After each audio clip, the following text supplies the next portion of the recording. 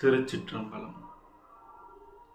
இந்த உலகத்திலிருந்து நாம் கடவுளாகவோ கடவுள் நிலையையோ அடைய வேண்டும் அப்படின்னு நாம் முடிவு பண்ணிட்டோம்னு சொன்னால், எப்படி கோவிலுக்குள்ளே போகிறதுக்கு முன்னாடி நம்மளுடைய செருப்பை வெளியே கழட்டி விட்டுட்டு உள்ளே போகிறோமோ, அதே மாதிரி பக்தி மார்க்கத்துக்கு சன்மார்க்கத்துக்கு நாம் பயணப்படுறோம் அப்படின்னு நீங்கள் முடிவு பண்ண உடனே உங்களுடைய கல், காமம், கொலை, களவு, பொய் அப்படின்ற இந்த 5 ஒழுக்கக்கேடுகளை வரவிக்கக்கூடிய விஷயத்தை நீங்கள் செய்யாமல் இருக்க வேண்டும்.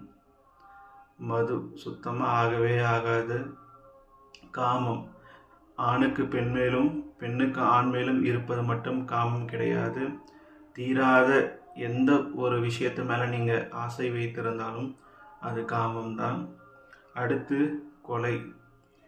முதல் கட்டமாக ரத்தம் இருக்கக்கூடிய உயிர்களை கொன்று உண்பதை நிறுத்த வேண்டும். முதல் கட்டம் அதுதான்.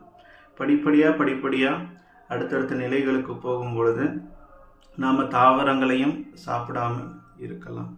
சரிங்களா? அடுத்து களவு, திருடுறது. அதாவது எந்த ஒரு பொருளை திருடுவதும், மற்றவங்களோட திருடுவதும் தப்பு, அவங்களுடைய உழைப்பை திருடுவதும் தப்பு. சரிங்களா? அப்போது எந்த ஒரு வகையிலையும் அடுத்தவங்களுக்கு நம்மளுடைய செயல் துன்பம் விளைவிக்காமல் இருக்க வேண்டும். அடுத்து முடிந்த வரைக்கும் பொய் சொல்லாமல் இருக்கணும். சரிங்களா? இப்போது ஆதியில் இறைவன் அடிமுடி காண முடியாத ஒரு பெரும் ஜோதியாக நின்ற போது ஒரே ஒரு பொய் சொன்ன தாளம்பூ நாம் எந்த ஒரு பூஜைகளிலையும் பயன்படுத்துறதில்ல. நான் உன்னுடைய உச்சியை பார்த்துட்டேன்னு சொன்ன பிரம்மதேவருக்கு நாம் தனியாக கோயில் கட்டி கும்பிடுறதில்ல. அப்போது ஒரே ஒரு பொய் எவ்வளோ பெரிய விஷயத்தை நம்மளுடைய வாழ்க்கையில் கொண்டுட்டு வருது அப்படின்றத நாம் புரிஞ்சுக்கணும். அதனால் இந்த 5 விஷயங்களையும் நாம் நம்முடைய பக்தி மார்க்கத்தில், நம்மளுடைய சன்மார்க்கத்தில் கடைபிடிக்க வேண்டியது ரொம்பவே ஒரு முக்கியமான விஷயமாக இருக்குது. அதனால் இறைவன் அருள் புரியட்டும். திருச்சிற்றம்பலம்.